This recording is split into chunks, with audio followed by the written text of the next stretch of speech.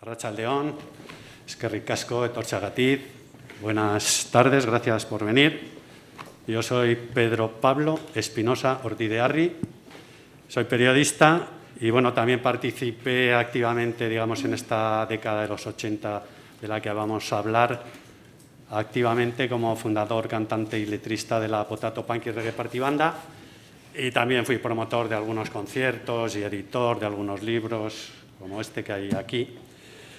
Y bueno, me acompañan aquí a mi izquierda Mariví Barrola, que es fotógrafa, es periodista, formó parte también del Festival de Vídeo Musical de Vitoria-Gasteiz dentro de la organización, es autora de un libro titulado Yo disparé en los 80 y también es la autora de esas icónicas fotografías realizadas en el parking de Mendizorroza, en una moto con sidecar, en la que retrató pues, a Poch de Derribos Arias, a los Muguruza cuando estaban en Cortatu, a los Escorbuto y, bueno, aquí a mi derecha, pues Juanma Bajo Ulloa, nuestro querido y más laureado director, que también por aquella época intentaba documentar, un poquito más joven, más adolescente, que incluso hablábamos que presentó al Festival de Vídeo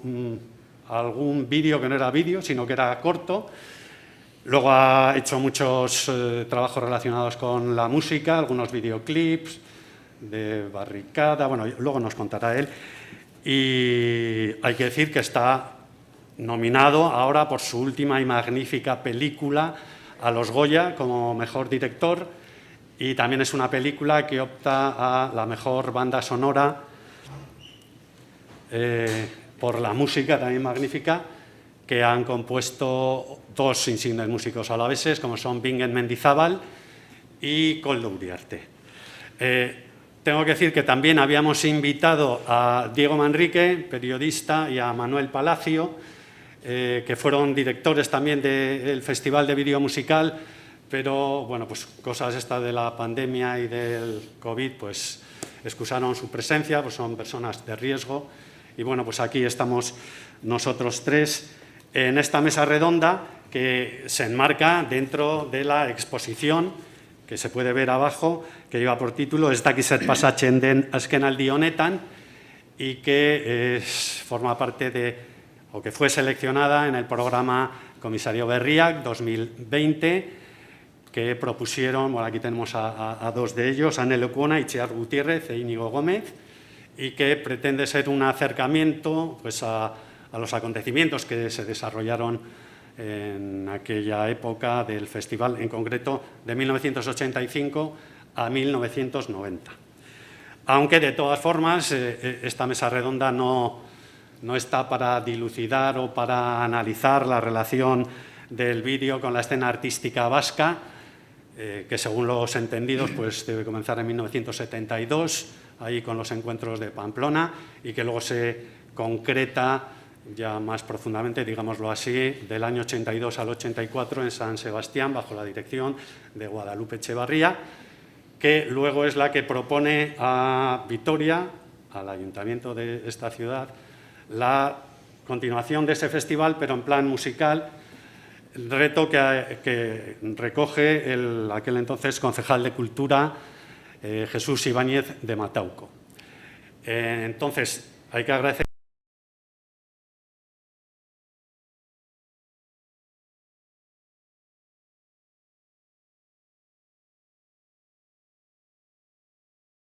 en esa gran exposición que también se puede ver abajo, que se llama Zeru bat hamaika bide, prácticas artísticas en el País Vasco entre 1977 y 2002, sino que lo que vamos a hacer es intentar responder algunas preguntas que nos hacían desde Artium, entre ellas, bueno, cómo es posible que ese festival tuviera tanto éxito y cuál era el ambiente en esta ciudad durante los años 80, un ambiente de efervescencia musical y, por ende, cultural que llegó a ser, bueno, admirada por nuestras ciudades del entorno y más allá.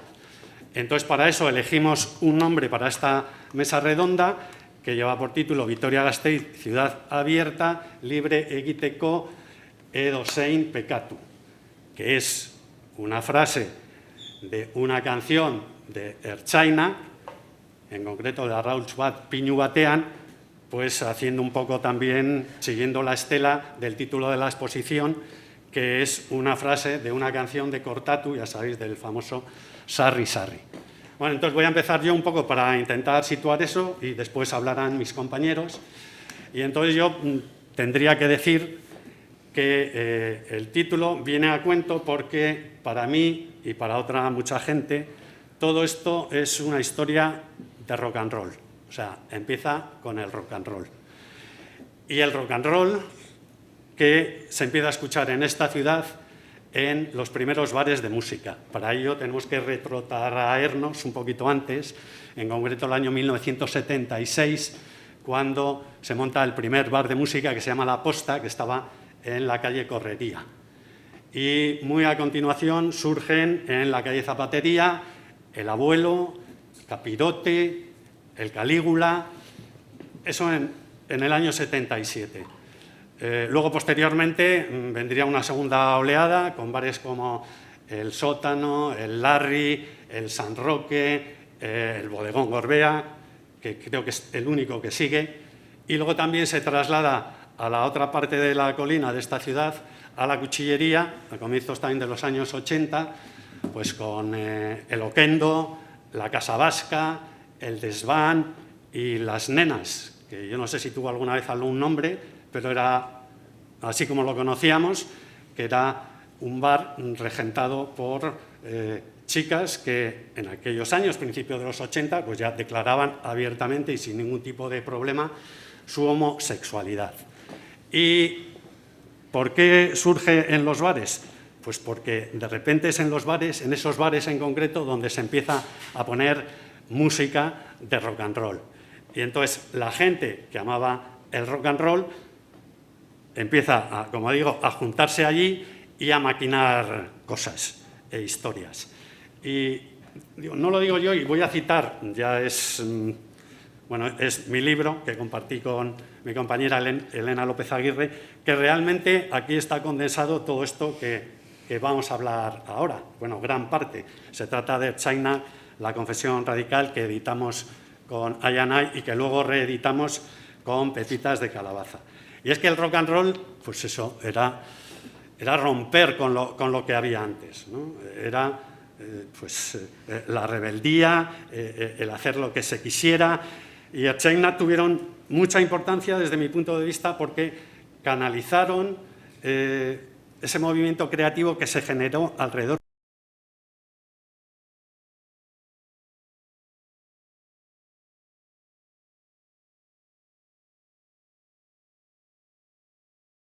Toya, aunque este se desapareció enseguida, lo dejó el grupo, y dice: esto es una historia que empieza porque la gente que ama el rock encuentra un espacio donde confluir y los dejas juntos y mira lo que pasa. Se juntaron los rockeros y a los 6 años aparecen movidas, aparecen grupos y se montan unos gritos en la ciudad y unos guirigais que flipas. Y esto es verdad, pero también hay que señalar que a principios de los 80 ya había aquí una cierta movimiento cultural ligado con el audiovisual. Y tengo que referirme a Ikusager, que se crea, que es la primera empresa de vídeo, que se crea a finales de 1980, en la que están varias, creo que eran 7 socios. Yo ahí trabajé junto a Iker Leonardo, digamos, como becario, y me sirvió para adquirir unos mínimos conocimientos que luego me llevaron pues, también con vídeo a documentar algunos conciertos, como el de Ertzaina del Parque de Arriaga, que se puede ver también allá abajo en la exposición. Bueno, allí estaba Ernesto Santaolalla, que también es una persona muy importante, porque tenía la editorial, que empezó con el mundo del cómic y luego se dedicó a editar libros también maravillosos, y estaba Íñigo Silva Verástegui, que a posteriori hizo una serie de televisión que se llamó El cómic como el noveno arte, y que luego también como productor produjo a Maite Ruiz de Austri las películas de animación que han conseguido dos premios Goya. Y también hay que señalar, porque es justo decirlo, que en aquel entonces, por parte de las instituciones, hubo una cierta recepción a esto que se le planteaba. Tengo aquí, por ejemplo, un cómic que se llama Los Felices 85, precisamente el año en el que surge el Festival de Vídeo, y en el que el Ayuntamiento edita pues, a Quini, a Hernández Landazábal, a Álvaro Ortega, a Mauro Entrialgo, a Miquel Valverde, a Mincho, a Alfredo Álvarez, José Ángel Bento, Juan Luis Díaz de Corcuera, Javier Roa. Y es curioso porque voy a leer también algo que dice aquí, aparte de que señala que el Ayuntamiento de Vitoria, tan sensible como lo viene demostrando al arte popular, en esta ocasión ha ayudado a editar a estos artistas. Pero también hay, creo que, una cosa importante. Digo lo del rock porque el rock no formaba parte de la cultura vasca. O sea, es justo a comienzos de los años 80, cuando, bien entrada a los años 80, cuando empieza a ser aceptada como tal, porque por aquel entonces el rock era como la Coca-Cola, es decir, una imposición del imperialismo yanqui norteamericano. Quería también señalar la importancia que, desde mi punto de vista, tuvo los sucesos del 3 de marzo, por un lado, como muestra de que se podía organizar la gente de manera asamblearia y autogestionaria, al margen de partidos y sindicatos, que por aquel entonces estaban prohibidos, y por otra, por el desencanto que supuso para mucha gente, digamos, de izquierdas, a la que podemos añadir el desencanto de el golpe de Estado, que se cumplieron 40 años, y del triunfo del Partido Socialista, en teoría un partido de izquierdas con abrumadora mayoría absoluta en el 82, pero que luego decepcionó a muchísima gente. Y en este sentido creo que Ernesto Santaolalla lo refleja también, porque dice: toda década puede ser prodigiosa sin dejar de ser estúpida. En el discurrir de 10 tacos acontece de todo, aunque parece generar la sensación de que algo en esta está cambiando, algo como que la cultura burguesa llega a los últimos tramos de su descomposición, mientras que en el otro lado la ilustración de la izquierda, tímida más no poder, se diluyó tiempos atrás de manera harto sospechosa, sin penetrar mínimamente en un cuerpo social caliente y mórbido hasta la humedad, y dispuesto como nunca para germinar en cambios sociales. Lo que pudo ser un rotundo y explosivo encuentro se ha convertido en desilusión y pasotismo. Esto lo escribe en el 85.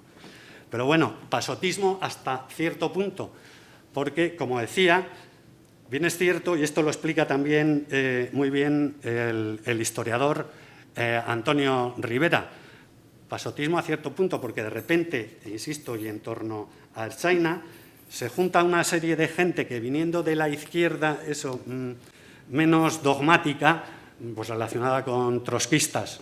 De hecho, Ertzaina siempre, Josu Zabala y Xavier Montoya y gente que estaba a su alrededor, pertenecían a la Liga Comunista Revolucionaria, gente también de movimientos libertarios, anarquistas, antiautoritarios, que de repente confluyen a través del rock and roll y de la música y en esos bares, y de repente se lía.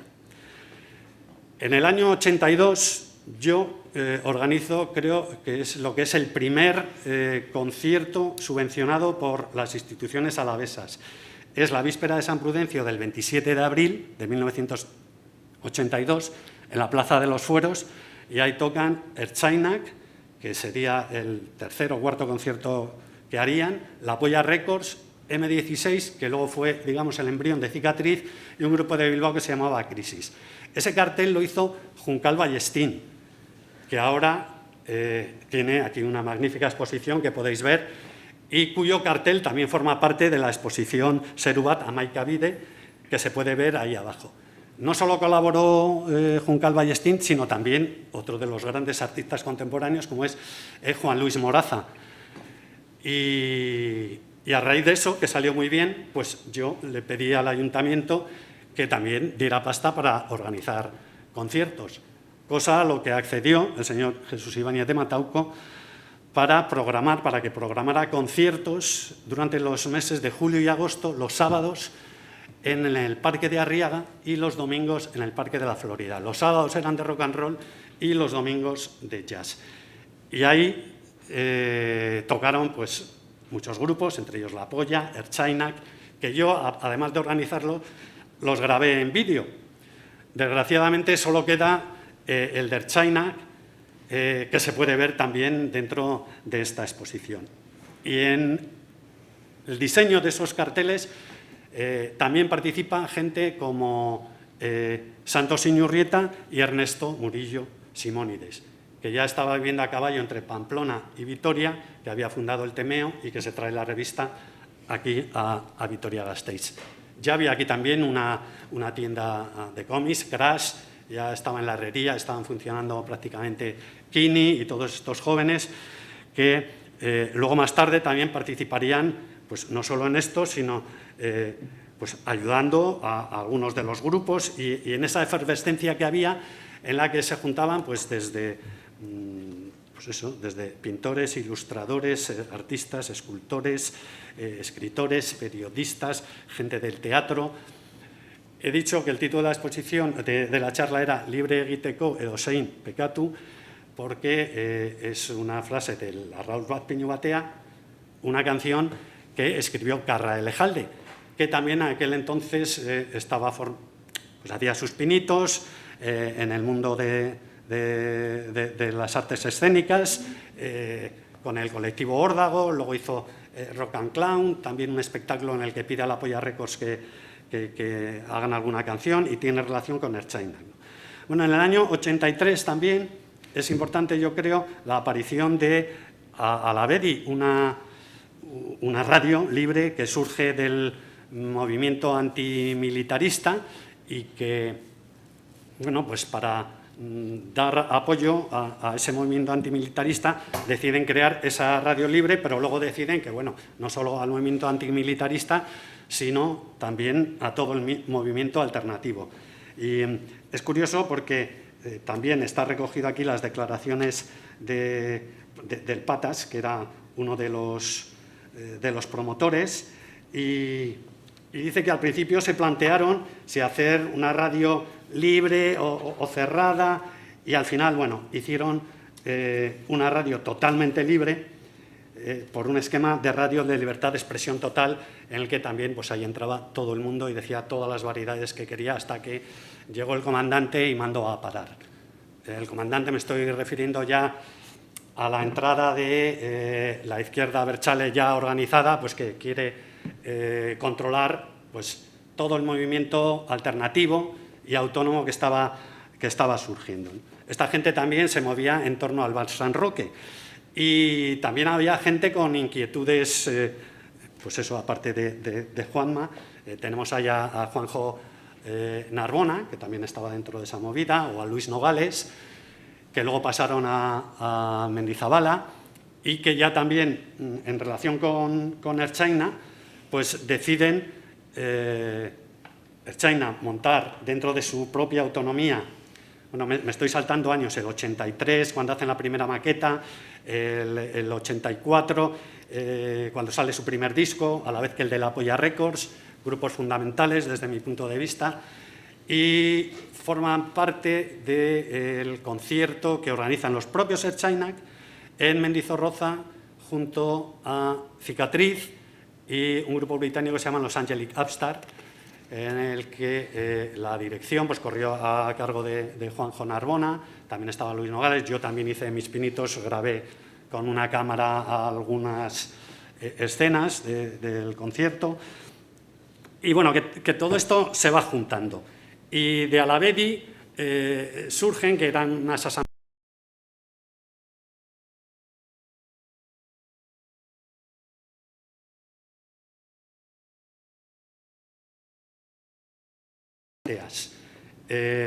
a ver, cuyo cartel del primer año creo que no hay, pero el del segundo se puede poner. Este es el cartel, que veis un cartel, bueno, pues que está firmado por Ateos Reunidos Heiper, Herejes del 36, la procesión de los putos faroles, bueno, que era pues eso, un machacar lo que había sido esta ciudad, que siempre se había hablado de curas y de militares, pues había que hacer todo lo contrario. Y esta procesión coincidía, pues igual con las procesiones de verdad, que salían de San Vicente, y que se juntaban también en el Chato, un bar también muy importante que estaba en la Plaza del Machete, que era el bar más grande de todo Vitoria, porque tenía esa maravillosa plaza. Dábamos allí, yo estuve trabajando también allí en ese bar, se daban porrones de vino con cerveza y de vino con limón y cerveza con gaseosa.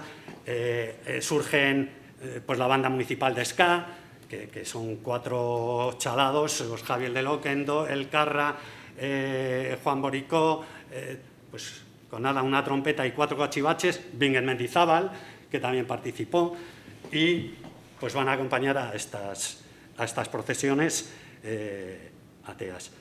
También ese año 85 surge las primeras fiestas alternativas de Vitoria-Gasteiz, que podemos ver también el cartel. No, tienes que darle tú. ¿Le tengo que dar yo? Ah, sí, este. Que, bueno, ya veis, también fue un cartel muy celebrado, pero muy criticado por muchísima gente de los bares en los que se colocaban. Bares que en teoría eran bares también de la izquierda radical, o se supone que progresistas, y que los arrancaban, porque no querían que estuvieran esto. Bueno, sí, creo que me estoy enrollando ya demasiado. Lo que quiero decir es que se junta un grupo de gente que en aquel entonces llamábamos la vasca, pero que podían ser 300, 400 o hasta 500 personas, que seguían a Ertzaintza y a otros grupos, que sí que tenían una ideología. Voy a citar, si me dejáis y ya termino, a Antonio Rivera, ¿no?, que al ser historiador pues puede tener más elementos de juicio para enseñar lo que pasaba aquí. Y también creo que es acertado lo que dice. Hay una cierta comparación que se puede hacer entre zonas como Vitoria y como Rentería, donde la introducción del movimiento nacionalista es posterior, lo cual facilita que, sobre todo dentro de la izquierda más cercana al trotskismo o al anarquismo, se empezara a articular en espacios muy urbanos un discurso de los autónomos, incluso situándolo al margen de lo que fueran los comandos autónomos como tal.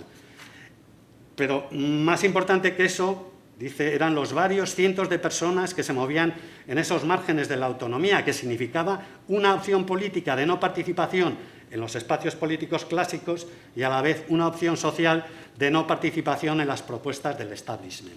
Parecía que todo era muy de pasote, de pasotismo, pero tampoco era así, porque había una implicación en la calle por parte de toda esta gente a la hora de defender espacios.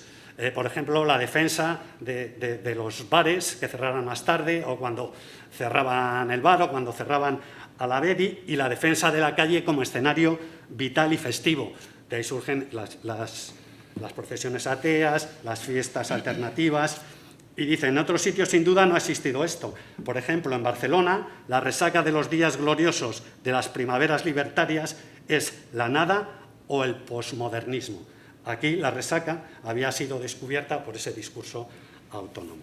Y bueno, ya me quedo aquí porque si no me lo como todo. Vamos a dejar que hable Maribí. Y bueno, pues he llegado más o menos hasta el 85, que es donde se celebra el primer festival de vídeo y en el que, bueno, salen ganadores, pues el Sarri Sarri, el Chus de Juanjo Narbona, el de Escorbuto y el Mata tu viejo, que lo firmaba el indio José Mari y el Romualdo Ballestosa, que era el alter ego de Josu Zabal. ¿Me tengo que poner en medio? Sí, ponte aquí porque ya que tienes esto...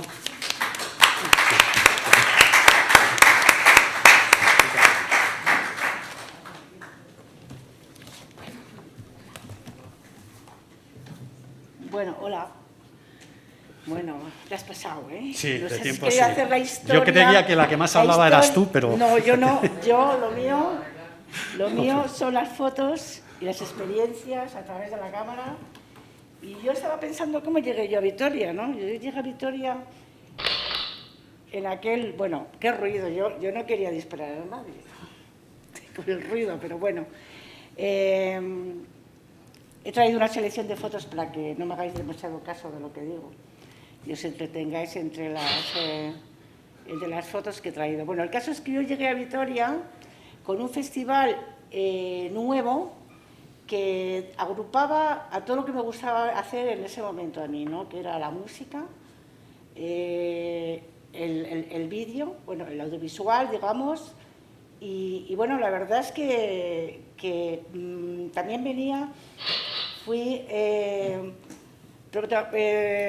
estuve también en el Festival de 1981 en San Sebastián, y bueno, yo veía que el videoart, o a través de las nuevas tecnologías, pues eso iba a cambiar, es decir, todo el mundo hacía vídeos ya, empezaba a hacer vídeos. Si pasábamos de los 35 milímetros o del 16 o del Super 8, todo el mundo empleaba ya el vídeo. Pensé que, entonces he seguido esos festivales, estuve en San Sebastián, que tendréis al final de esta presentación las fotos, estuve también en el Festival de Vídeo Nacional de Madrid, en el Círculo de las Artes, en el que se presentaron, también era nacional, concurso nacional, con nuevas apuestas. Aquí los tenéis, mira, aquí está nuestra Elena López Aguirre aquí sentada, y el de la peluca es aquí don Potato, que los tengo fumando en un bar, que ahí en ese momento...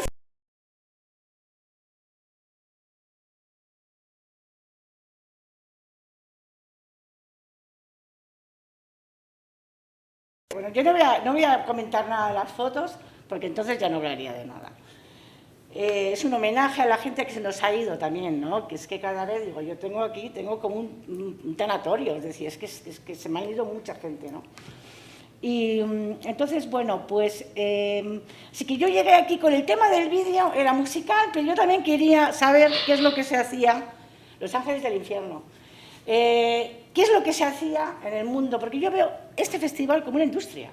Así, yo creo que lo que se fomentaba, sí, mucho músico, mucho no sé qué, pero ahí al que se premiaba era el director del videoclip. Así, y me parece bien. Así que los músicos estaban ahí como de floreros, de adorno, ¿no? Claro, entonces... Eso me gustó, porque luego fomentar la industria en un momento de principios de los 80, que incipiente, como era el vídeo, a través del vídeo, porque el vídeo era televisión. Es que televisión hemos tenido 2 televisiones hasta hace bien poco, sí, o una. Quiere decir que es que me parecía interesante. Y la verdad es que me encontré con una ciudad, pues como cualquier, yo soy también una ciudad de provincias, también había vivido en San Sebastián, también viví principios de los 80 en Madrid, y también de una manera viví como periodista en una revista para jóvenes que era infumable, que duró 4 números,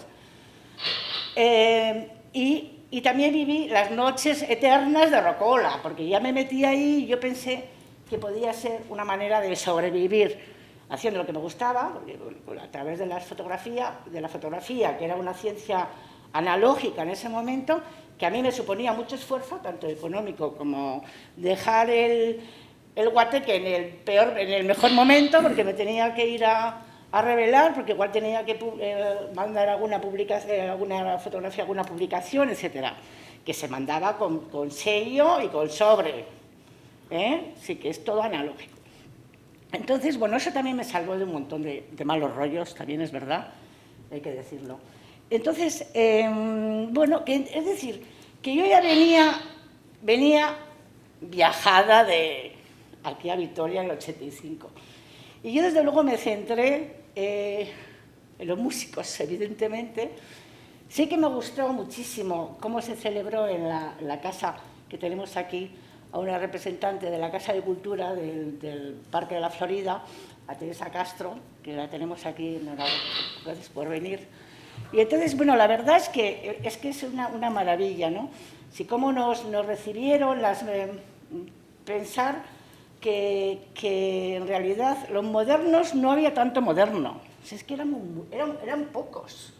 Entonces era una mezcla curiosa y desde luego para documentarla, como yo lo hice, que lo hice espontáneamente, viendo solamente, encuadrando a esas personas que además tengo que agradecer a todos, también a ti, pues, y a ti también, porque también te tengo fotografiado, Juanma. Y lo primero, tengo un honor de estar sentada entre dos torres aquí, dos torres total, interesantísimos.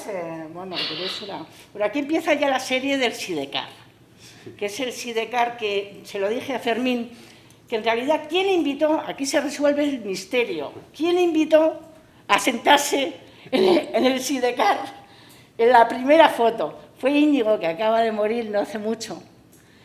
Y la verdad es que descubrir, y pues gracias a Artium, por favor, porque era una foto que no la había positivado, la foto de los dos diciendo, súbete al Sidecar a Poch, ¿no? Que es la foto, digamos, mejor encuadrada, con la matrícula Vitoria, que es una foto con la matrícula 6225, que es así curiosa, bien, ¿no? Y la verdad es que eso lo hemos descubierto hace poco, que es como empezó esa serie del Sidecar, ¿no? Que es gracioso.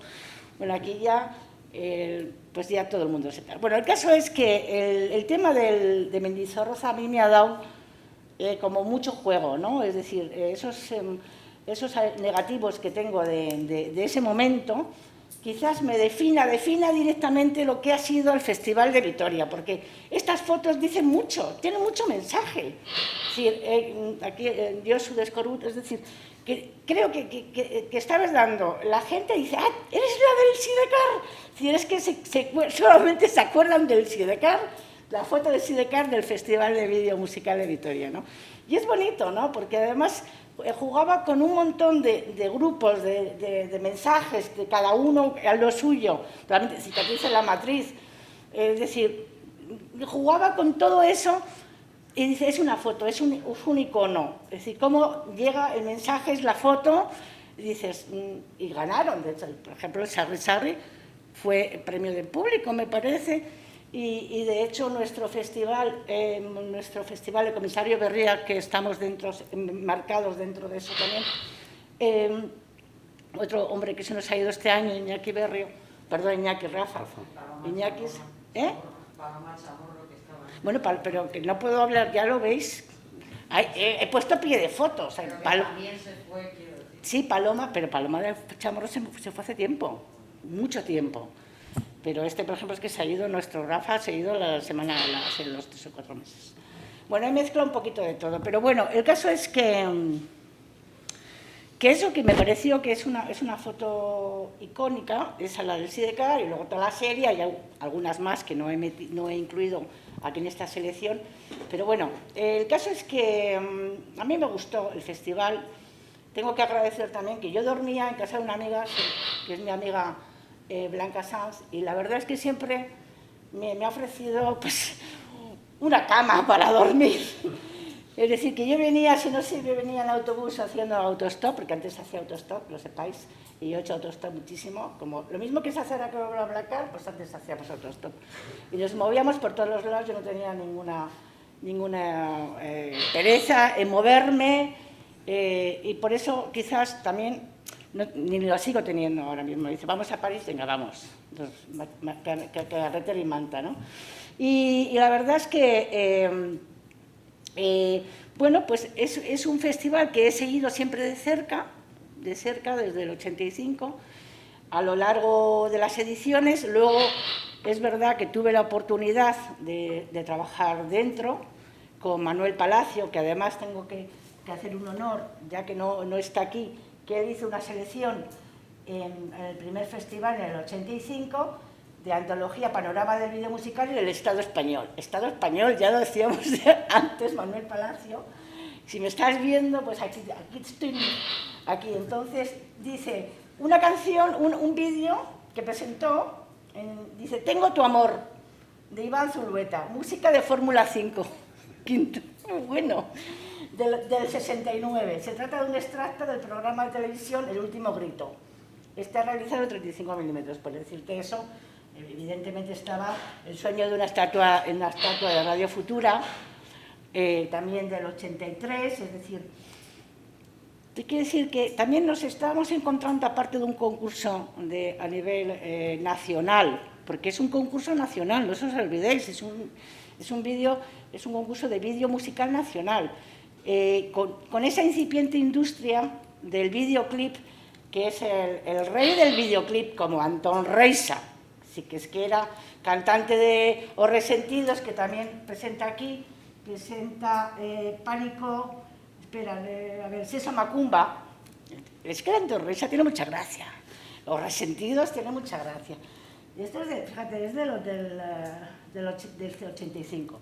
Y bueno, pues te quiero decir que es que había una serie de personajes con tal creatividad, tanta fuerza, que yo tengo que agradecer a todos, tanto desde Manuel Palacio, aquí a Pedro Espinosa, a Juanma Bajo Ulloa, bueno, a todos los retratables, a los Cortatus, a Pots, que es que han posado para mí. Entonces yo no sería nadie si no hubieran posado. Si tampoco les tuve que seducir, se les ha tenido para que se pongan, tal y cual. Entonces, quiere decir que les tengo que agradecer que yo no hubiera hecho esas fotos si no hubieras existido y no hubieras estado de esa manera, sí, porque en el fondo sois meros actores, ¿no?, y actrices, que gracias a eso yo puedo luego presentar una selección de fotografías. Bueno, ella es Lugo Langua, que le quería hacer un homenaje, que la cantante OK Corral y Los Humedecidos de Zarauz, que murió también no hace unos 4 años o algo así. Bueno, le quería sacar de la bañera tan feliz que estaba fumándose un cigarro con la espuma puesta. Y dice, ¿dónde has sacado esas fotos? Y dices, bueno, mira, una que se enrolla para que se meta en la bañera, ¿no? Y bueno, entonces, bueno, pues comentaros eso, que la verdad estoy agradecida al mundo, ¿no?, y a la gente con esas ideas, esas creaciones. Si es que yo se lo debo todo a los autores, al contenido, es que se lo debo todo a Germán Copini, es decir, esas letras, por favor. Sí, es que se lo debo todo, así no quiero nada, así no me sirve, a mí no me sirve nada el continente, no me sirve nada el artificio, no me sirve nada el lazo, el envoltorio, ¿no? Porque todo eso yo ya lo he echado a la basura, ¿no? Ya lo he pagado, ya lo he echado a la basura. Lo que me interesa es ese contenido que me dan los autores y las autoras a lo largo de mi vida, ¿no? Es decir, me daría igual hasta que no entendiera hasta el mensaje, me sirve, aunque no lo entienda. Me sirve para seguir fotografiando y, desde luego, buscar la verdad con V, en este caso.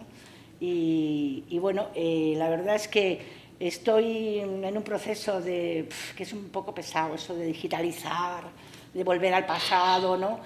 Es un poco pesado, pero no me queda más remedio. Es decir, pienso que lo tengo que digitalizar y exponer, ¿no? Lo tengo que enseñar, porque de alguna manera la gente que no lo ha vivido se queda sorprendida, ¿no?, de cómo hemos podido cambiar tanto, porque ahora mismo con los carteles que nos ha enseñado aquí el colega estaríamos todos en la cárcel, toda la mesa en la cárcel. Me veo toda la noche en la cárcel con estos dos, porque ahora mismo, fijaros, el problemón que tenemos, que no se puede hablar de nada y tenemos que estar con pies ahí sin meter la pata y sinceramente por callarnos, ¿no? Es decir, eso deberíamos impedirlo, es decir, no puede ser.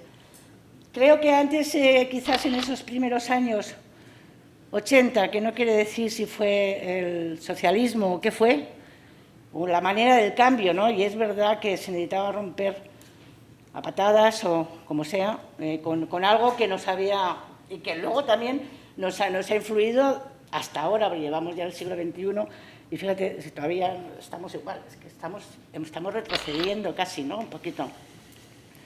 Pero bueno, el caso es que espero que os guste esa selección y yo no sé qué contar más. Luego ya me preguntaréis, ¿no? Sí, pregúntame tú a mí. No, que hable Juanma, porque son las 7:15. Sí, es que te has pasado tú. Y luego ya... Claro, sí. a mí déjame terminar mi selección de fotos, vale, por lo menos. Bueno, pues... Que no sé cuántas. ¿Cuántas quedan? No, pocas. Nada, mira, ahora viene, es que además ahora viene el homenaje a Juanma. Mira, el Sergio Leone, ¿os acordáis? El espagueti western, con Ángela Molina y Conrado. Buena foto, bueno, del 84, que también hacía en lo que es el cine, el audio, me encanta, el audiovisual. Siempre me ha gustado a todos los niveles. Y por supuesto te saco a ti, porque que piensas que que eras uno de, bueno, yo pienso, a mí la que más me gustó fue Madre Muerta. Me encantó, más que Elba y todo lo demás. Bueno, tienes que ver Baby. Sí, bueno, esa no la he visto, pero la veré, porque estoy segura que vas a tener muchas posibilidades. Seguro, vamos, estoy segura. Ese es El Matador, y bueno, en cuanto salgas ya estamos terminando. Bueno, aquí tenemos a nuestro Juanma, con Carla Alejalde, qué guapos están los dos. Qué jóvenes con huevos de oro, que era la película de Vigas Luna, porque les encantaba Vigas Luna, a mí también. Bueno, entonces, hubo una anécdota, luego cuento la anécdota de esta camiseta. Vale, huevos de oro, que están guapísimos los dos. ¿Tú no sabías que tenía yo esto? No, no sabías. Nunca he visto esta foto. Y luego también nuestro Julio Meden, también, que es una vacas, que a mí siempre me encantó, también Julio Meden, La Ardilla Roja, con Emma Suárez, bueno, me encantó. La verdad es que a mí me gustan, y por ejemplo, te lo digo en serio, no porque estés en la mesa,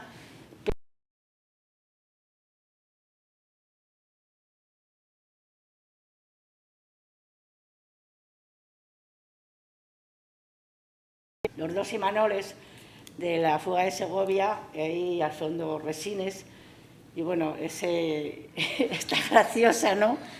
En el bar, que no lo tienen todos, ¿eh? Que está atrás, Resines, ¿no? Sí, es que Resines lo descubrí hace poco, digo, pues sí es Resines. Lo típico, siempre piensas lo que hay en el primer plano, nunca piensas lo que hay al fondo, ¿no? Entonces, este es el gran Bef, sí. Marco Ferrari, que nadie tiene una foto de este señor, yo sí.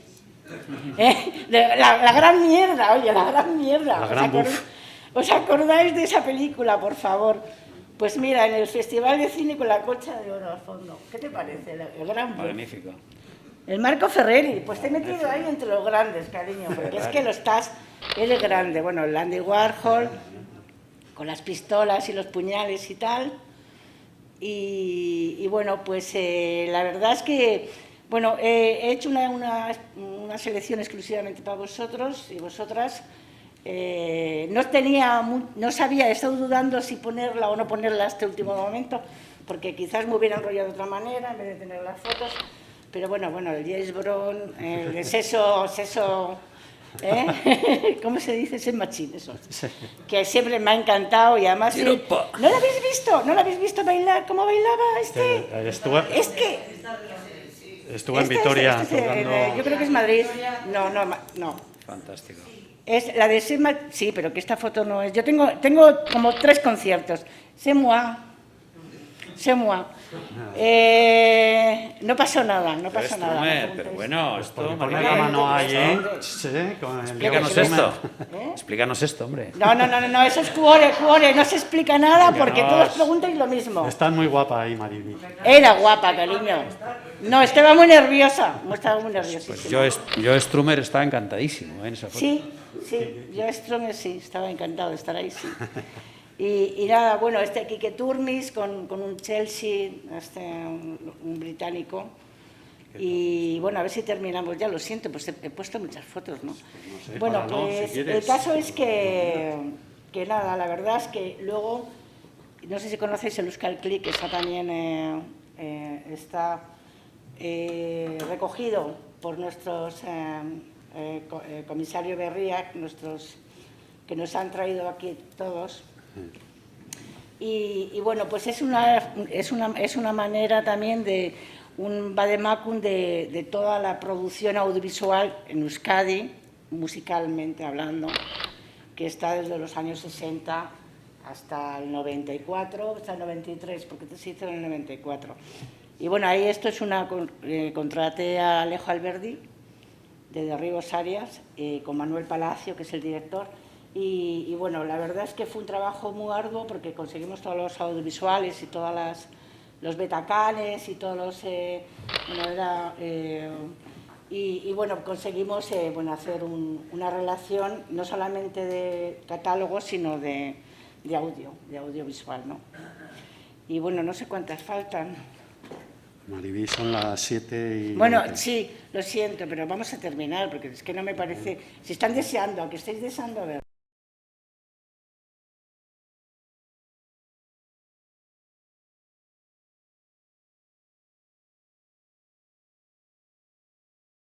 compositor que nos dijo que aprendiéramos alemán en 7 días. aprender alemán en 7 días, que nos van a desinfectar, y dijo también, Dios salve al Lehendakari. Sí. Y son canciones suyas, y bueno, ella es la hija de Vicenta Mesto, y mira, que se lo está pasando Enrique, aquí nuestro artífice comisario, también agradecerle a él todo su trabajo. Y pues esta es la hermana de Calparsoro. Bueno, ya, esto es en Las Artes, Autódromo. Es que he metido muchas fotos, ¿no? Lo siento. Mira, este es nuestro Poch, que yo siempre es un personaje de mis favoritos, ¿no? Incomprendido, enfermo. Ese sí que tenía una inteligencia impresionante. Aprende alemán en 7 días, sí. Y siempre con las gafas rotas, Ruby, los casinos. Yo tenía un novio que tocaba en un grupo beat. Le llevaba las baquetas de la batería. ¿Sí? Bueno, a ver. Dice la canción. Bueno, la Polla Record, porque como tengo que meter a la Polla Record, que no había salido. Mira, Evaristo, qué guapísimo está. Sí. Que el niño bueno, el niño bueno de la escuela. Bueno, mira, y este es el público de RIP. Mira qué bien se lo pasaba. Bueno, mira, este es Mahoma de RIP, de Eibar, Mondragón. También quería hacer un homenaje a Popocho, de la Orquesta Mondragón, que nos dejó hace poco. Siniestro total, mirando al gato con la guitarra y las cuerdas. Mira, Björk Sugarcus, que los primeros de Björk, que está ahí tan mona. Y Morris, que fue el que inventor de vamos a tocar un rock and roll a la plaza del pueblo. Que era buenísimo, los zapatos de gamuza azul que los llevo hoy. Sí. Que me los podéis pisar todos. Este es Bill Viola, ya terminó. El Bill Viola, que es un videoarte, un videoartista impresionante del 81 de San Sebastián, para decir que tengo fotos de eso. Esta es Concha Jerez, el premio Velázquez, en el 84 en el Círculo de Bellas Artes. Me veis por aquí, ¿no? Sí. Sí, y bueno, una videoinstalación, yo les llamaba videoartistas, videoartos. Esto es Bostel, de Fluxus, de una parte, digamos, que están en Cáceres, bueno, pues eso, enrollados con la tele para arriba, para abajo. Y bueno, y aquí ya me voy, volando vengo, y ahora me voy, ya he terminado. Ya está, vale.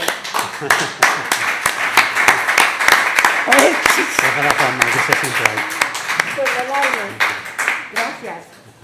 Oye, está muy bien eso de cambiar el sitio, ¿eh? Sí.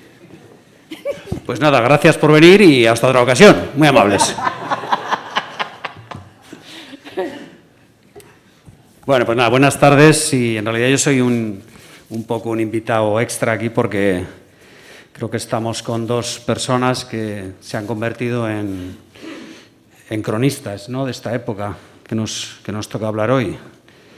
Pedro pues es el cronista periodista, además artista, autor de parte de ese legado cultural, y Mariby se ha convertido en una cronista con su cámara.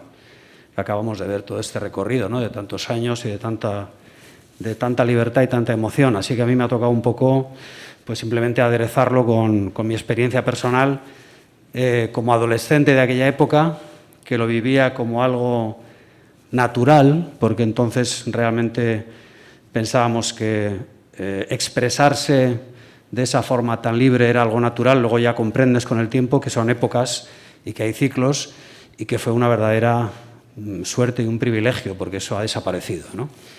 No hemos hablado de ese cambio de época y de lo que ocurre ahora y de por qué en esa época había esa expresión, esa efervescencia cultural y ahora ha desaparecido y nos encontramos en esta especie de páramo y de inquisición y de autocensura que, bueno, que está provocando una cultura tan encorsetada y tan racional.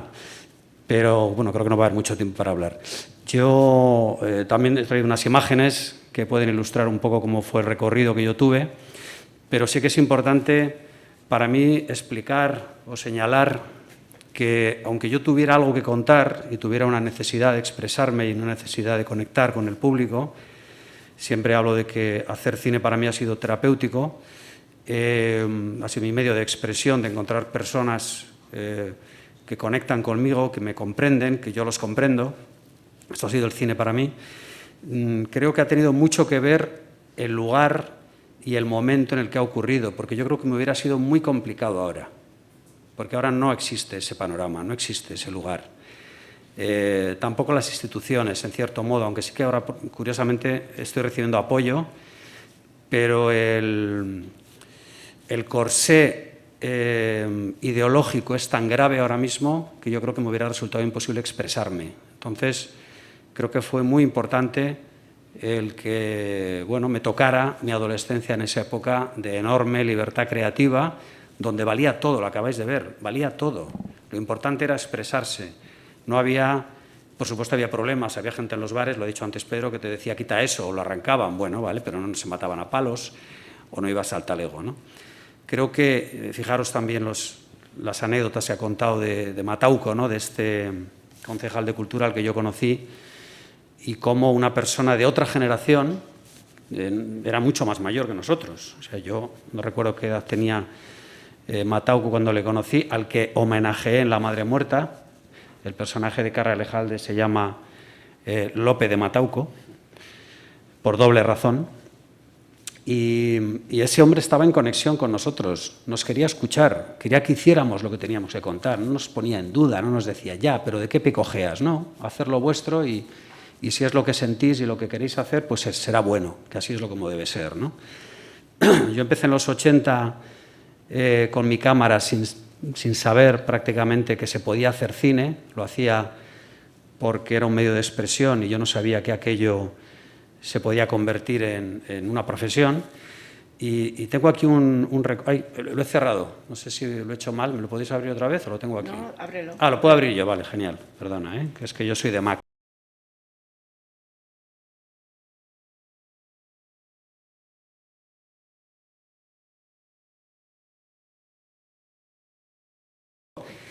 Es una iniciativa de un festival de cine amateur del País Vasco, gracias a que un periódico y unas personas se inventan este festival de cine del País Vasco.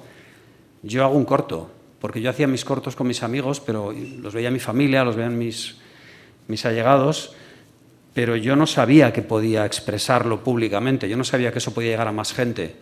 Veo un día este recorte en el periódico y yo presento mi corto a este festival. Y resulta que me dan un premio, es decir, me reconocen y descubro cómo un público al que no conozco de nada, que no son mis allegados, no son mi familia, conectan con lo que estoy contando. Es decir, los planos que he ido pegando resulta que funcionan, que los entienden, que les emocionan. Me pareció algo tan absolutamente mágico y excepcional que decidí volver a repetirlo. Este recorte es muy importante para mí por eso, porque un montón de energías de diferentes personas confluyen y tú te conviertes en lo que eres. ¿Yo por qué hacía cine? Porque otros artistas me habían generado ese deseo. Antes hablaba Pedro del rock, de la música. Yo hago cine por la música. Yo hago cine gracias al rock and roll. El rock and roll me ha proporcionado tal cantidad de emoción, y la música en general, por supuesto, también la música clásica y otras músicas, me ha generado tal cantidad de emoción y de sentimientos que, como dice la canción, me ha salvado. Yo quería expresar de ese modo. No sabía tocar y además no tenía la disciplina de aprender a tocar el piano o la guitarra. Pero bueno, tenía una cámara, o mi padre tenía una tienda de fotos donde yo podía pedirle la cámara, me cobraba los Super 8, ahora que no me oye lo puedo decir, bueno, se está grabando, ¿no? Pero tenía ese método de expresión. Entonces, quiero decir que pequeños gestos, a veces de una institución, de una persona que se decide a hacerlo, tienen muchísimo significado y tienen muchísimo recorrido y motivan a otras personas. Esto me ocurrió a mí con este recorte. Esta era mi mesa de montaje de Super 8. Ahí estaba sentado yo haciendo mis Super 8. Esas son las cajitas con las películas de 1 minuto y medio. Y en esa maquinita yo pegaba con esa otra pieza que veis en la esquina, que con pegamento pegaba los trozos de Super 8. El Super 8 es la mayor porquería que se ha inventado jamás en el audiovisual. Lo tocas y se raya, se estropea. Yo tenía un gato una vez, con 2 metros de película de un plano, descubrí a mi gato comiéndosela. No tenía recursos, o sea, que decir, se acababa ahí, tenía que volver a rodarlo, no tenía dinero, yo era el protagonista, mi amigo Cristóbal Baigorri, el otro, en fin. Todo era de una chapuza y de una precariedad que no os podéis hacer idea, ¿no? Me hace gracia esta foto por eso, porque ahí se ve la mesa de montaje y se puede comparar con lo que es ahora una mesa de montaje, ¿no? El primer corto fue este, perdón, no fue el primer corto, pero el primer corto creo que lo tengo también aquí. Del payaso. Cruza la puerta, este fue el primer, no, este fue el primero. Y aquí os pongo, pues esto es un plano de la película.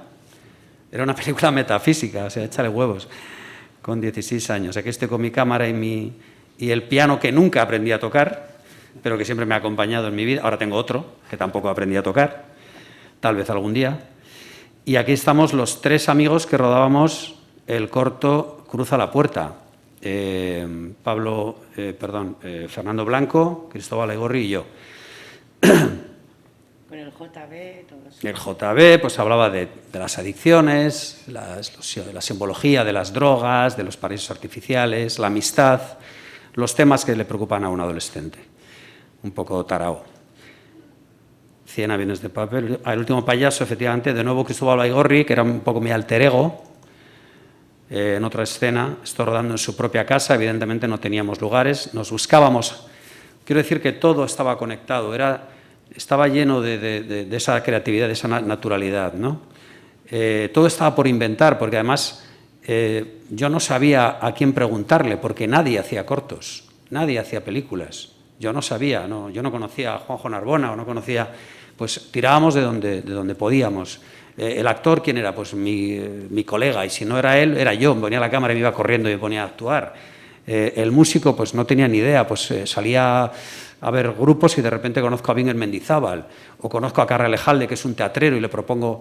Todo funcionaba así, ¿no? Era una improvisación y siempre tratando de rodar en tu tierra y tratando de buscar esa localidad, ¿no? Voy al siguiente, 100 aviones de papel, que tiene 2 pósters, el blanco y el negro. Otra película también muy metafísica, con 2 personas que tampoco eran actores, Carlos Bañuelos y Pablo Rueda, el segundo juez ahora en Santander, por cierto, Carlos Bañuelos, y este es el póster que nos inventamos,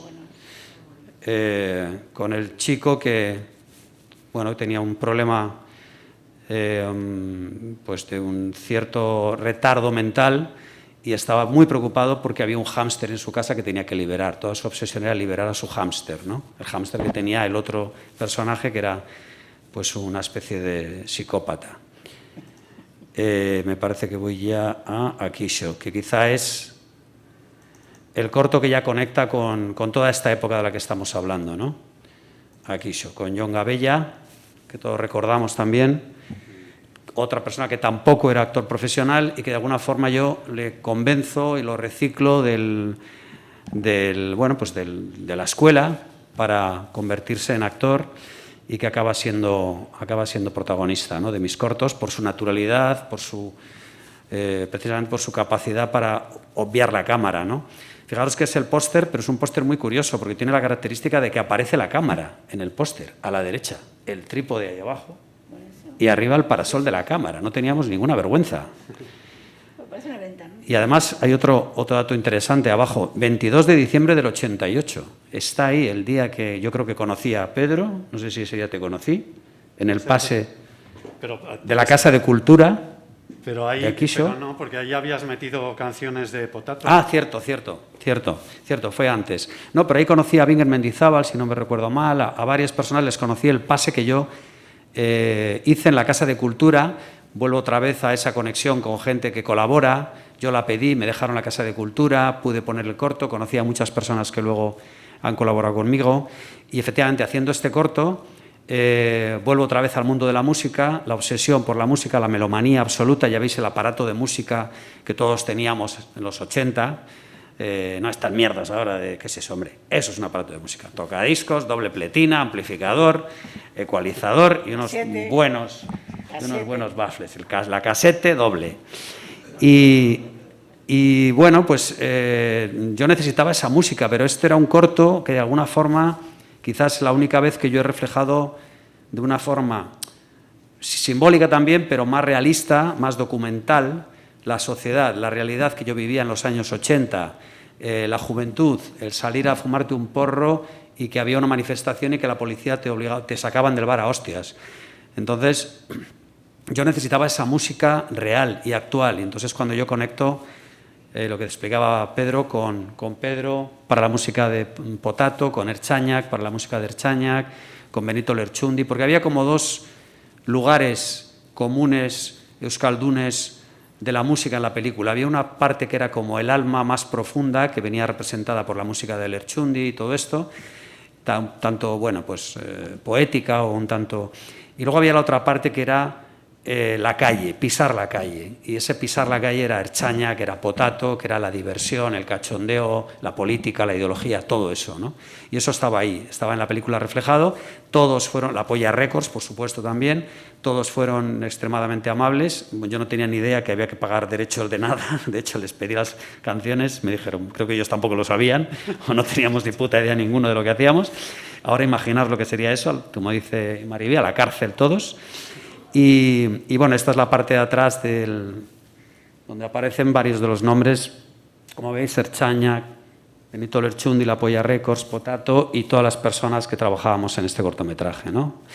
En la guía que hicimos, aquí hay algunas imágenes del corto. Akixo caminando en la manifestación totalmente borracho antes de que le metan un par de hostias.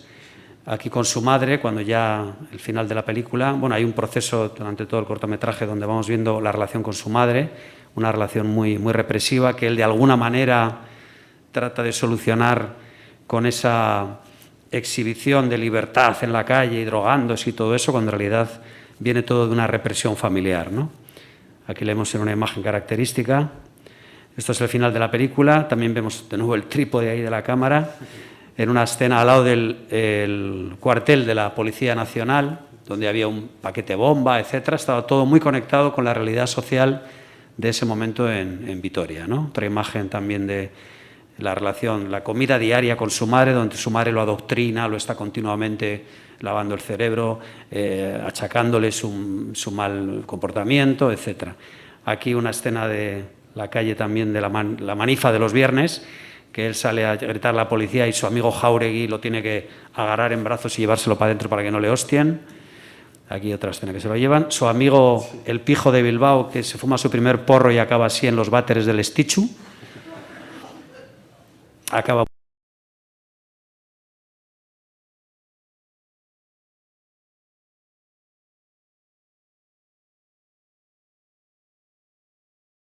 pues más lírica, con personajes de la calle que salen en la película, reales, personajes reales de Vitoria, el borracho que estaba ahí en el casco viejo, en la cuesta, y esta es la hippie que pinta ese muñeco, ese Joker, que Akixo pues, bueno, ve en la calle, ¿no? Volvemos aquí a nuestro amigo, que estaba estropeándonos todas las tomas con sus cantes folclóricos. Akixo de nuevo subiendo al casco viejo como cada día, él sube cada día, un figurante excepcional. Y la madre en ese enfrentamiento silencioso en el que Akixo permanece en silencio, muy simbólico. Esta es Chabela Ruiz Matas, que era locutora de la radio, para que os hagáis idea hasta dónde llegaba mi perversión buscando personajes para mi corto. Yo no conocía actrices menos de esta edad, suponía que había que irse, pues no lo sé, a Madrid o a Nueva York a buscarlos, y entonces pues había conocido a Chabela, que tenía una voz extraordinaria que me maravillaba. Yo había trabajado de técnico en la radio, ya contaré otro día anécdotas, y le pedí a Chabela si quería ser la protagonista, la madre de Akixo, la madre represora, la madre rigurosa, la madre que provoca que Akixo tenga ese deseo y esa necesidad de salir de ese lugar, ¿no? Vamos a ver unas escenas del rodaje. Aquí veis, bueno, el foco ahí, por ejemplo, que antes no se veía en el otro plano, aquí vemos el foco a la izquierda, todo muy precario, os podéis imaginar la iluminación, eran 2 focos, un amigo de Bilbao me traía una cámara, en fin, todo muy...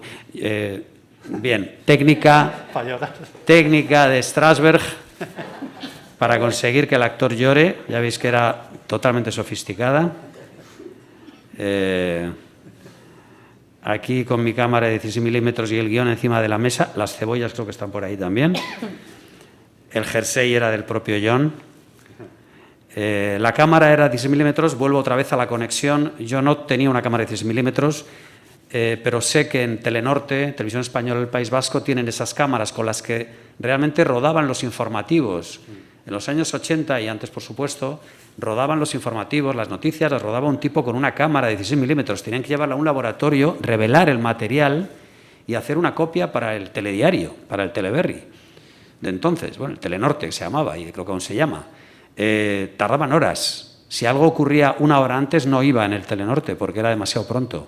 Era una cosa, y esas cámaras estaban muertas de risa en un almacén. Yo lo supe, me acerqué allí y dije, ¿me dejáis una cámara? Bueno, un largo proceso y al final con un contrato por medio me dejaron esta cámara. La primera noche yo dormí en Bilbao en esta casa de un amigo mío, de Alvarito, donde rodamos esto, y yo nunca había visto una cámara de cerca. La única cámara que había visto era la que tenía en mi tienda de Super 8, que era una cosa absurda. Y esto era una cámara de verdad, esto es una cámara de cine, se hacen películas con esto y el trípode es, mirad, es una maravilla, es una escultura, son esculturas estas máquinas. Yo estaba en la cama, bueno, dormía en un sofá, que es lo que me dejaba Álvaro, y la caja de la cámara estaba ahí, y yo miraba la caja y no podía dejar de mirarla, y al final la abrí, saqué la cámara, la puse encima de la caja y me quedé mirándola hasta que me dormí.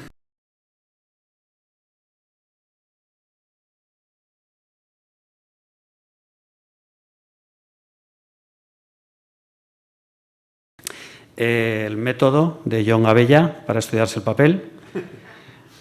Bueno, todos sabéis que era un punky en aquella época. También rodando. La pelota de costo de 100 gramos que compramos cuando llegó al primer plano de la película pesaba 10. El equipo de la película desenfocado. No sé qué pone ahí.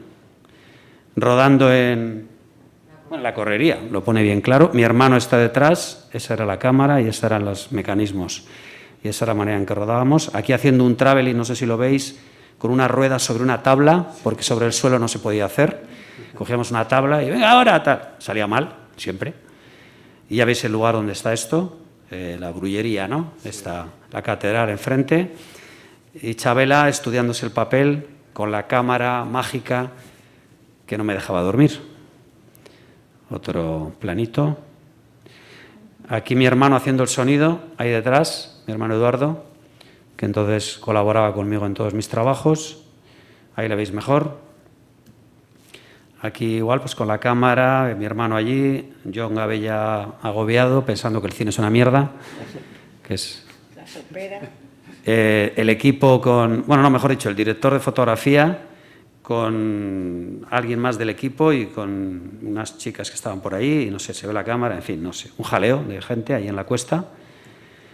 Y aquí haciendo otro traveling por los arquillos, veis la tabla en el suelo con la que intentábamos que no se moviera, sin mucho éxito, otro más. Mientras iba, el plano este que os he enseñado es arriba, abajo iba andando John Abella y este señor Pedro Arri con otro al lado iban sujetando este cartón, este estico blanco para darle luz en la cara porque estaba demasiado oscura su cara. Métodos de fotografía. Aquí tenemos pues Alvarito, el que nos dejó la casa, el sonidista y John Abella también en los arquillos, como veis. De nuevo la secuencia de los arquillos con la tabla, tratando de moverla. Y otra más. Aquí la chica que hace de hippie en un descanso, un plano más de la cámara.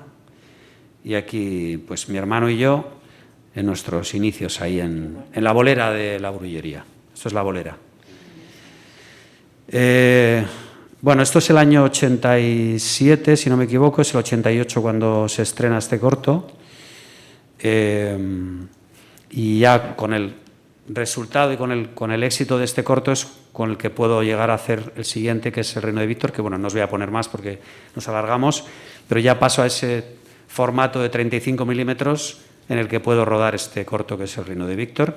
Y solamente he traído unas imágenes de la parte que se rodó en Vitoria. Esto es el Palacio de Zulueta, el jardín del Palacio de Zulueta. Esta es la casa del Palacio de Zulueta, un poco irreconocible por el encuadre que hago para que parezca una mansión del terror. Y el jardín, que aquí no sé si se ve muy bien, pero estaba absolutamente fagocitado por la vegetación, era impracticable, aquello estaba abandonado, ¿no? Bueno, ahora vuelve a estar abandonado, como sabéis, para variar, como la mayoría de los...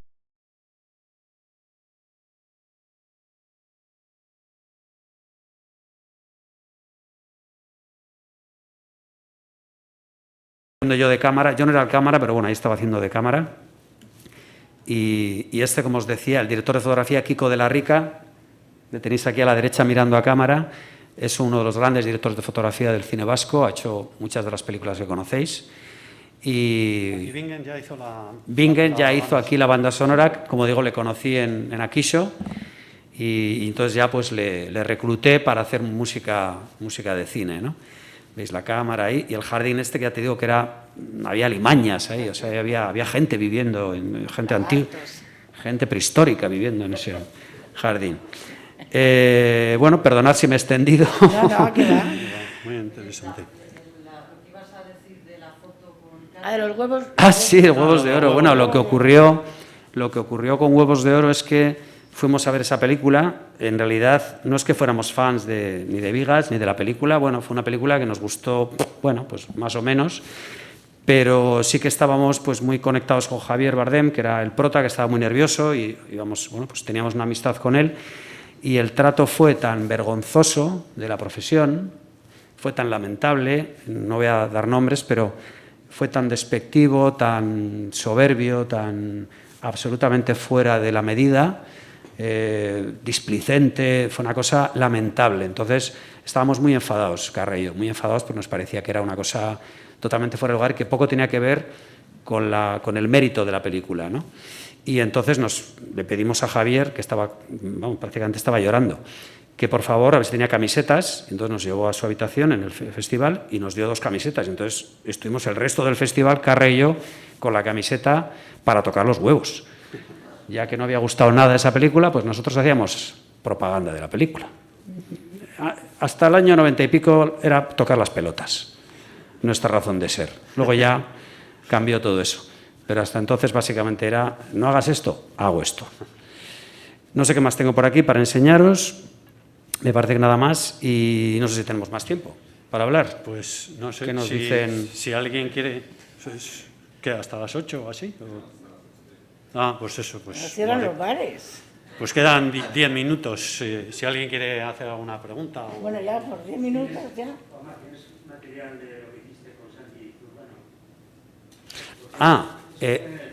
A quien puede interesar. El corto, claro, lo tengo, sí. El corto, mis cortos, creo que habrá imágenes también, alguna foto, no sé si la podría encontrar, pero mis cortos en Super 8 yo los cedí a la Filmoteca Vasca.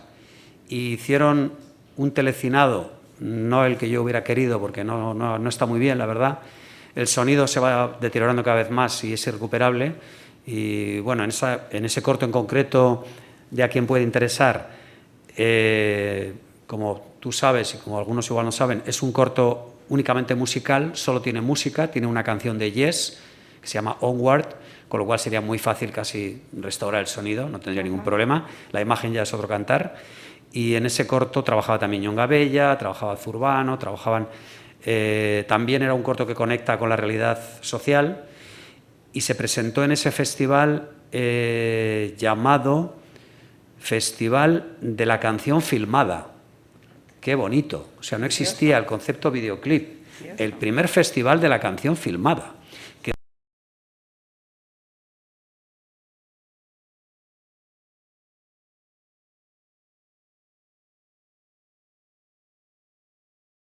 Cantó y pensé que injustamente yo había ganado cuando debía haber ganado él, porque su corto era totalmente novedoso, artísticamente potente y bastante más moderno que el mío, que simplemente era una narración cinematográfica, ¿no?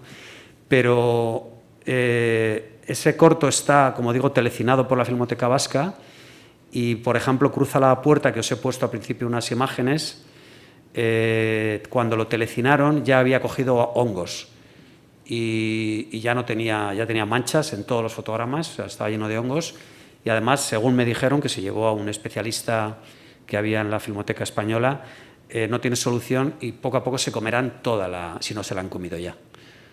Bueno, creo que lo han metido en un frigorífico para que no siga comiéndose el hongo la película, pero vamos, sin solución. Así que se ha restaurado, o sea, se ha corregido de la manera, o sea, telecinado, pero sí, se podría conseguir, a quien puede interesar, por medio de la Filmoteca. Una copia, no sé, un DVD o lo que sea. Yo te quería preguntar, porque también lo tenía, pero al final no lo he podido comentar, lo del Centro de Imagen y Nuevas Tecnologías, que creo que fue muy importante también y que es una iniciativa municipal. ¿Qué te pareció y qué papel tuviste tú ahí? Si entraste en el centro. Sí, entré en el centro, pero mi relación no fue muy buena. No fue muy buena. Lo que ocurrió en el Centro de Imagen y Nuevas Tecnologías es que yo tenía una sensación de que allí no se estaba aprendiendo realmente. Yo hablaba con profesores que no veía que tuvieran el conocimiento. Y sí que se hizo algo que era muy interesante, que es traer a veces a algunos profesores. Recuerdo con gran emoción, sobre todo, a un profesor de Valencia, Tony, no me acuerdo cómo se apellidaba, ahora tengo un lapsus, que fue maravilloso porque en una semana escribimos, rodamos y montamos un corto y, sin embargo, a otros directores y actores muy reconocidos en España, lo recuerdo con muy mala impresión, porque uno de ellos se puso a leer un libro durante 2 o 3 horas, literalmente leyó un libro, y otro, bueno, pues ofendió a algunas de las personas que estaban allí de intérpretes, pues les ofendió gravemente, vamos, les llamó imbéciles a la cara. Entonces fue una experiencia bastante frustrante. Los materiales que había tampoco... Pasaba un poco en imagen y sonido, que al principio no había materiales tampoco, iban llegando poco a poco, pero iban como un poco a contra... Llegaban tarde, y aquí pasaba parecido. Y yo acabé yéndome del centro porque no estaba a gusto, no encontraba... creo que hubo también un momento en el que, si no recuerdo mal, y aquí ya tengo una imagen un poco confusa, pasaba una cosa muy curiosa. Antes hablabais del tabaco, había esa libertad, pero es que éramos, no sé, 15 alumnos y fumaban todos, menos yo. Entonces, la atmósfera era absolutamente irrespirable y tenía que salir a la calle a poder... Entonces, aquello también era muy complicado. Pero no fue una buena experiencia. Creo que había una voluntad, y el hecho de que hubiera un centro de imagen y nuevas tecnologías era una gran idea, pero no se contó con la gente adecuada y no se desarrolló adecuadamente. Entonces, yo me encontré rodando fuera del ámbito de ese lugar. Quedaba con mis amigos y rodaba por mi cuenta.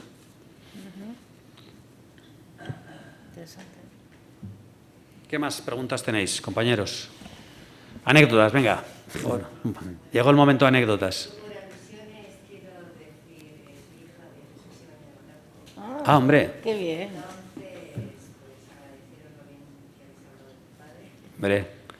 Decirte que en esa época mi padre tenía 55 años, Ajá. tiene 25, y la verdad es que era un tío culto, le interesó la cultura desde joven, hizo teatro, después que fundó el Cineforum aquí en Vitoria.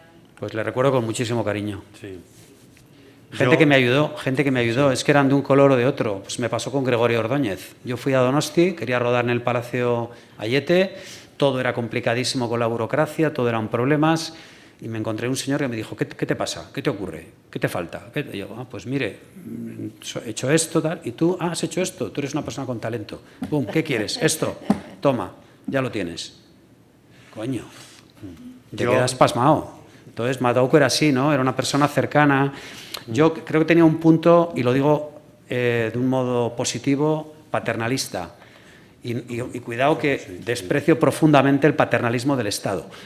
Pero para un chaval de 20 años o de 18 que yo tenía, encontrarse un señor que te ve como un ser humano y que te trata como un ser humano y que le ves como tu padre, como alguien que te entiende y que casi no te entiende tu propio padre y te entiende ese señor, para mí fue, vamos, un recuerdo excepcional. Bueno, por eso hay un homenaje en una película a su nombre, ¿no? Yo lo dije cuando Anne, Itziar e Íñigo hicieron su presentación, que para mí, o sea, visto lo que ha venido detrás, ha sido el mejor concejal de cultura que ha tenido Posiblemente, esta ciudad. posiblemente. Y es precisamente por eso, porque era un hombre que se interesaba por la cultura, que participaba en obras de teatro, que hizo radio también, creo, y eso era muy receptivo. Sí, sí. Yo cuando dije, Jesús, que queremos, que hay grupos y que tienen que tocar. Vale, pues, ¿cuánto? Pues no sé, pues esto, vale. Sí, sí. Sí, yo creo que había hizo también... el taller de escultura al aire libre, el primer taller que se celebró en la Plaza del Machete, ahí también con Hernández Landazábal, Enrique Gamarra, Jorge Girbau. También era un sistema menos alambicado, menos burocrático, era más, yo en ese sentido era más humano, ¿no? Ahora todo se ha convertido en tan complicado, tan sofisticado burocráticamente y la corrección política nos ha llevado a tal extremo de autocensura que ahora mismo se ha vuelto todo imposible, ¿no? Para una persona que empieza yo lo veo muy, muy complicado ahora. Bueno, afortunadamente hay un teatro que lleva su nombre en esta ciudad, o sea que está bien. Pues me alegro de conocerte. Ahí está su recuerdo. Yo he rescatado una foto de tu padre. Que la he rescatado. Bueno, voy a hacer una cosa muy fea. Ahora que tengo tantos testigos, voy a pedirle a Mariví a ver si me da las 2 fotos de mí que he visto. Bien. Eso está hecho. Y está grabado. No, lo que me extraña es que no lo hayas conocido. Si siempre los huevos de oro siempre los llevo yo. ¿Los blogos? Los huevos. Ah, los huevos. Los huevos de oro es que... Los has llevado por ahí. Es una de mis fotos favoritas. Hay fotos que siempre las... No, yo no la conocía. ¿No las habéis visto? Yo no la conocía. Bueno, pero tampoco sabéis mi trayectoria. Es que tiene muchísimos años estas. También. ¿Tienen esos del 93, Sí, será... 94? Igual 94, 95. 95. Será la película de Viegas Se Luna. han pasado 25 años, es que... Sí, sí. A lo Pero, tonto. por ejemplo, eso es una foto que la he llevado en exposiciones, siempre la llevo, me gusta. Me gusta porque tiene mucho significado. Es decir, el Carra y tú, abrazados con los huevos de oro, que es... Y además a mí Viegas Luna... Y qué guapo estaba Carra, ¿eh? Y tú... Se ha echado a perder, pero... Carra se ha echado a perder, pero vamos... Cuando le vio su representación... Viegas Luna me parece un director muy, muy, muy libre y por eso lo admiro muchísimo porque ha tenido esa libertad de rodar como le ha dado la gana, el jamón y lo que le ha dado la gana. Y es como de rumba catalana, es decir, es que se ha ido al barro. Es que a mí me encanta, Sí. lo ha entregado todo. Estaría en la cárcel ahora. ¿Eh? Estaría en la cárcel ahora. Sí, ahora estaría en la cárcel. Con nosotros, con varios más. Que tiene muchísima fuerza, Viegas Luna. Bueno, pues ya no nos da ni ¿Os ha siquiera tiempo de ir al bar. Sí. Pues son las 8. Pero Pues qué público gracias más a más Arsiun guapo y tenemos. a gracias Pues muchísimas a gracias todos por haber venido. y hasta cuando queráis. Gracias.